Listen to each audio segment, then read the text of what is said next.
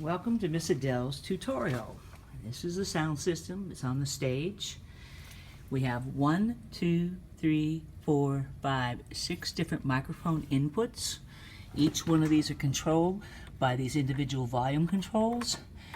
Usually those are all down unless you have something plugged into them. These are also all kinds of fine settings. I generally leave the FX off, which is like a reverb. Usually causes some feedback. You have your high, your mids, your lows, high, mid, low, and you're just going to play around, see what sounds right. There is no monitor on the stage, so these inputs go right out into the speakers in the cafeteria. To give you an idea, you can bring this up. These are the masters, which if that's all the way down, you're not going to get any sound at all. Let's go take a look. This particular cable is plugged into the microphone that it's usually left on all the time in the cafeteria. Right now I have it on the longest cable because this particular microphone cable can stretch all the way across the cafeteria, the stage. I usually use this gooseneck microphone stand because it's so easy to adjust for almost everyone.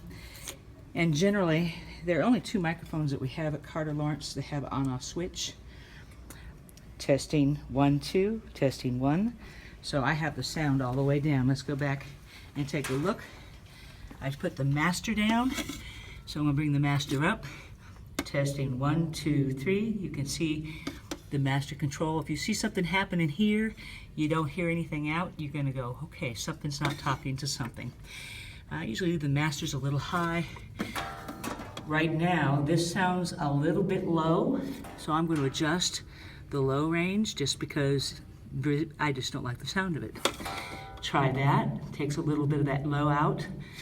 Let's put a little more high. And hello, hello, hello. That's not too shabby. Each time you want to plug another microphone in, you need another cable. I have 1 microphone cable I usually leave in the box. I usually have 1 in the back. This is where all the microphones for the whole school are stored, except for the one that Coach has in the gym. He has one hooked into that sound system. If you are going to hook up a computer and you want sound, you're going to need a cable for that, and that's what I have this cable for. This particular cable is perfect to hook into a computer because this is a 1/4 inch male plug and this is an 1/8 inch male plug. Fits right into the computer.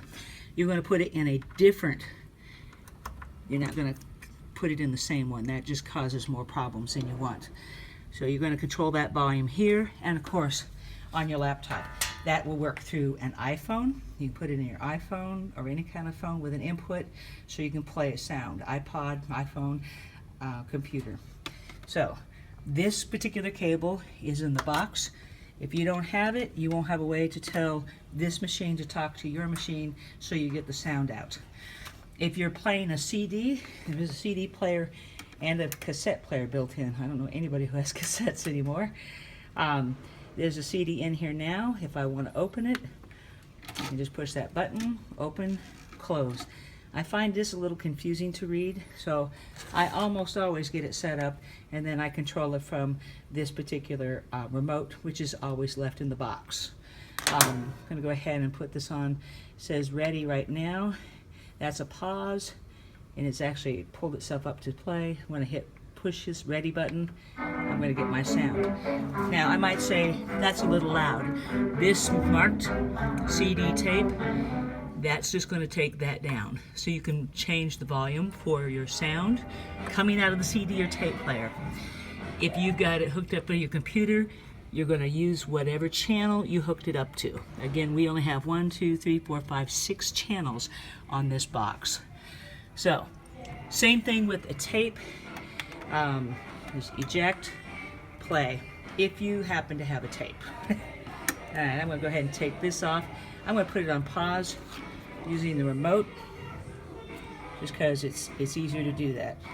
The ready is pause, play, and it'll start right where I left off.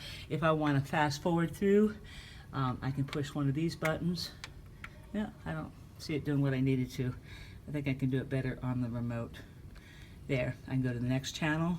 It's still in pause motion. 3, 4. So I go forward and back through the various tracks using the remote. I just find the remote a lot easier to deal with. All right, let's take a look at the back of this box. I'm going to come back around here. It's very simple. It's also very dusty. I highly recommend that at least once a year somebody come in and blow all the dust out of here. All right, they just basically created a box that you can lock. It's got a power cord and it's got this cable right here. The other end of those, your power cord is going to power into the wall, and this cable, I call it kind of a barrel, it's got a click and you turn. And it looks like somebody has yanked it out of the wall. That's why we've got this problem right here, but it hasn't damaged the line yet. It only goes in one way. When you turn it, you hear it click. Let me do that again so you can hear it.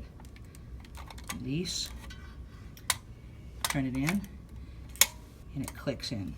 All right, now, if you're using a not a projector, but a laptop, this is here all the time. This cable, I don't know, it's probably about a 20-foot cable, gives you plenty of space. And the opposite end hooks into your computer. Now you're tied into the projector. The screen, up and down remote, the control, the remote beside it, it's on Velcro, and that's a really good way to keep it stored so you don't lose it. And then that talks to the screen out here. I push the button down, screen goes down. I usually have to stand closer with the remote to the projector because it doesn't seem to talk from all the way over here. So I'll usually set it on, set it off. And the up, simple. I love this screen, nice, big, easy. So that takes care of the screen, the projector with the remote, and laptop connector, and the sound connector. Let's take another look. At the top up here, I've got some microphone cords hanging. Those have been semi-permanently installed. They connect to these.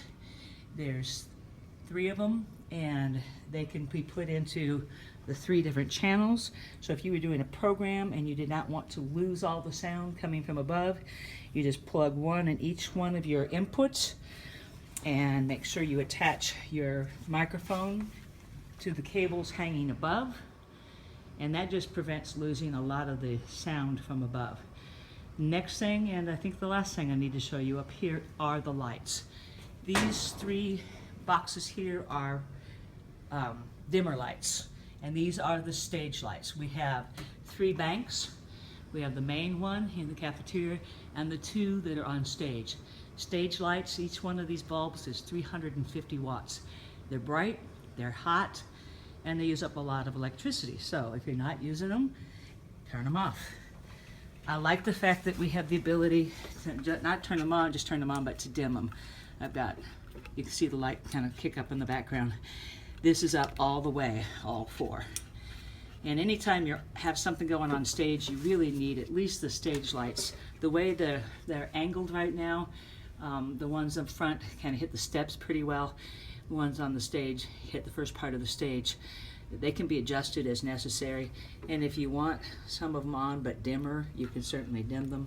But make sure when you're through that they're all turned off.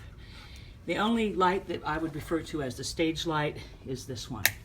That's just the fluorescents that are on the stage. They're not really positioned very well behind these curtains, but they do give us light up here. There's 2 banks of them. One's kind of hidden behind that back curtain. And I have cafeteria lights now. Excuse the mess. They're over here somewhere behind the church stuff. Yeah, here we go. This was recently put in. Those are the right and left side of the cafeteria. So I call those the house lights, house being the cafeteria. So you got house lights, you got stage lights, and then you have the bright stage lights on dimmers. So quick review. Here's your sound system, has CD and tape, I can't even think of it, tape, and the power switch on off. Most of the time, that's not even on unless somebody's playing music. Right now, there is not any kind of monitor system. So if you're up here on the stage and you're playing something out there, the people up on stage can't really hear it. I've used a separate monitor system, my own sound system, in order to achieve that. Each one of these are the 6 inputs on our system. There is a way to run a monitor, and that is if you have another amplifier, you go from that output to this auxiliary, then you can use this blue switch and use this auxiliary channel, and that's I've used up my other sound system and created some sort of a monitor, and that's worked well. This CD and tape is only going to be the volume for this unit up here, this sound system up here, this deck. This is really just 2 things. This is an amplifier and a CD tape deck. The rest of it is storage for the drawer and the back. It does have a lock, and I believe Coach has a lock to this, a key to this. I have a key to this, and I usually don't lock it until summertime, and it gets stored usually in my classroom, in the music room. This is where I would ask if you have any questions, but gee, you're not here. Sorry. Again, this is where all the microphones are stored. There are some cables in the back. There's a shelf in the back. There's also an input for outlet. It's hard to see back here, but there's a strip back here, and I have literally used this strip to add. If I have something needs powered, there's another strip right here. I do have an extra strip in the storage box. There are also more microphones. Here's that other microphone cord back here, and I think there's 2 in PE. You're probably going to need to buy some new microphone cords because they do break. You have to be careful with them. Please don't roll them up tight, and just understand there's a lot of wires on the inside. It only takes one of those to break for your cord to short out. And in this box there's one, in the back there's one, and there's actually 3 hanging up here. I think that's about it. We covered the dimmer switch for all the lights. The little silver box is the fluorescent stage lights, and the house lights are back towards the steps on the stage, hidden back behind here, because that was kind of aftermarket. We put that in, which was a really smart idea. I usually keep the stage, the flags up here on the stage, the American flag on this side with the power system, and the state flag on the other side. And I just set them out on the step if there's an assembly, something official, and there'll be a podium up here on the stage. So it's worked out really good for presentation. The only thing I would change is we really need to have a good monitor system. It would be a supplement set of speakers, cords, and an amp that can hook into this amp. So that would be my one recommendation. I hope this answers everyone's questions and tells you what you need. Don't worry about this. There's a lot of buttons and switches, and people get kind of freaked out. The other day, somebody said, "It's not on, it's not on," and you could tell that the power was, the master volume was happening, but it wasn't going through the speakers. And the problem was simply that even though the power was on, it wasn't hooked into the wall here. That's what talks to the speakers. So if you're not getting sound out, check your connections. You've got this connection, you got the power. One more recommendation. On Fridays, I often will unplug the system just to let it rest. It doesn't hurt that it's on all the time. Sometimes it's more problem to turn it on, off. But I make a point to make it go off most weekends, and I really try not to let it stay on through vacation time. So I don't know if you can see how dusty this has gotten in the back. Before the end of this year, I will get out some spray and really dust this off really well and take care of that. So it does accumulate dust, and I think the more it's on, the static electricity just keeps getting more dusty. Sorry it's long-winded. I suppose I could have done this simpler or shorter. Maybe I'll do this one more time with a point A, B, C, and make it less wordy. All right, thank you, and I hope you have Success in all your endeavors.